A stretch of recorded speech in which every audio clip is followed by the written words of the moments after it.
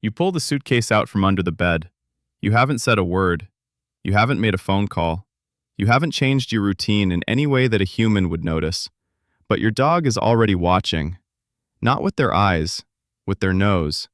With a nervous system that has been cataloging your behavioral patterns so precisely, for so long, that the sound of wheels on hardwood floor has become one of the most significant signals in their entire world.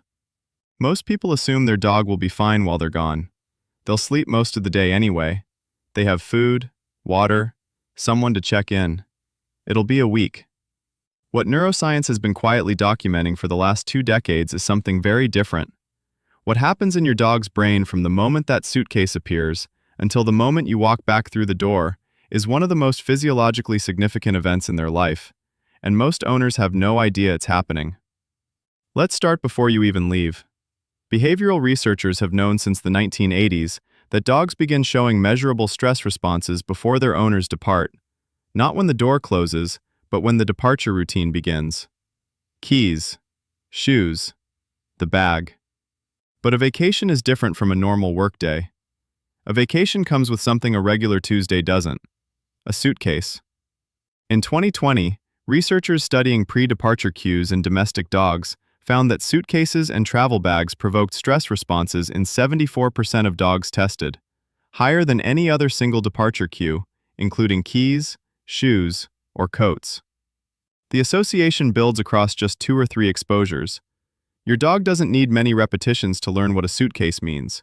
It means a long time. And they know the difference. A study published in Applied Animal Behavior Science in 2011 examined whether dogs could discriminate between absences of different durations. 30 dogs were exposed to owner absences of 30 minutes, 2 hours, and 4 hours. Researchers measured greeting behavior on return, proximity seeking, vocalization, physical contact intensity. The result was unambiguous. Greeting intensity was significantly higher after 2 hours than after 30 minutes. After 4 hours, higher still. The dogs weren't just reacting to your absence, they were responding to its length. Somewhere in the canine brain, duration is being tracked. What's actually happening in there during that time? When your dog watches you leave, a cascade begins in the hypothalamic pituitary adrenal axis, the HPA axis, your dog's core stress response system. The hypothalamus signals the pituitary gland, which signals the adrenal glands to release cortisol. Cortisol, the same stress hormone that floods your own system before a difficult conversation, is now moving through your dog's bloodstream at measurably elevated levels.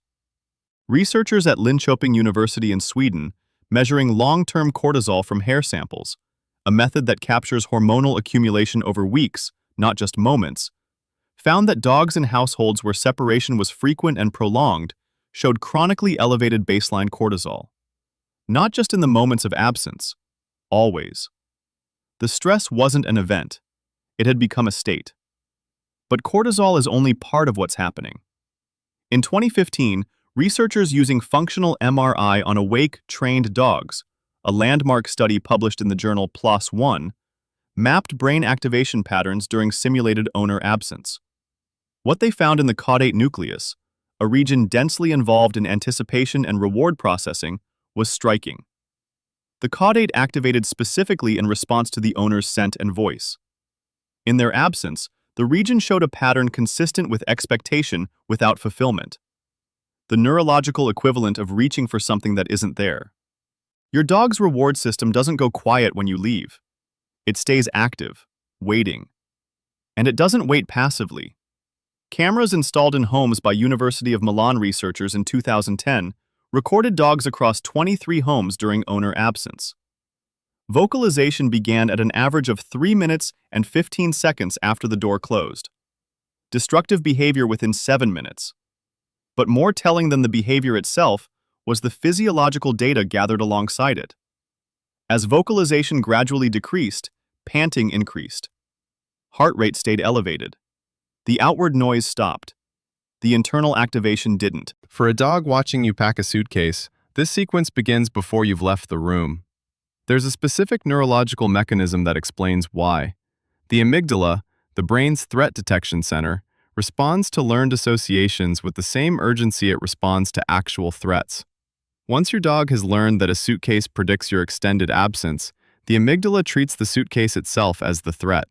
The physiological stress response activates before you've even zipped it closed.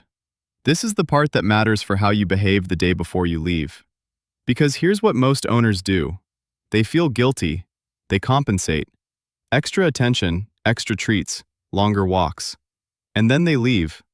And what the dog's nervous system experiences is a spike of intense positive activation, followed by abrupt withdrawal. Researchers studying the neuroscience of anticipation and loss found that the contrast between an elevated reward state and sudden absence can produce a cortisol response larger than absence alone. The extra love, intended as comfort, can make the departure neurologically harder. Now here's the question that almost nobody asks. Does your dog experience the full week of your absence the way you experience it? The honest answer from current research is, we don't fully know. And the partial answer is more interesting than either yes or no. Dogs do not have the episodic memory system humans rely on to consciously experience the passage of time. They cannot sit and think about Tuesday, or count the days on a mental calendar. But they track time through biological rhythms, circadian cycles, hunger cycles, light and temperature patterns, in ways that are measurably precise. A 2021 study at Northwestern University found that dogs use a hippocampal time-coding mechanism similar to what has been observed in humans and other mammals. They don't experience duration consciously the way you do, but their nervous system is keeping a record. Their brain knows, at a biological level, that something long is happening. What that means is this. Your dog is not waiting for you the way you might wait for a delayed flight. But they are not simply unaware that time is passing either. Their stress hormones track it. Their hunger cycles mark it. Their disrupted sleep reflects it. A boarding study published in Animal Cognition in 2019 compared cortisol levels across 3 conditions: dogs in kennels, dogs left at home with a familiar sitter, and dogs left at home alone.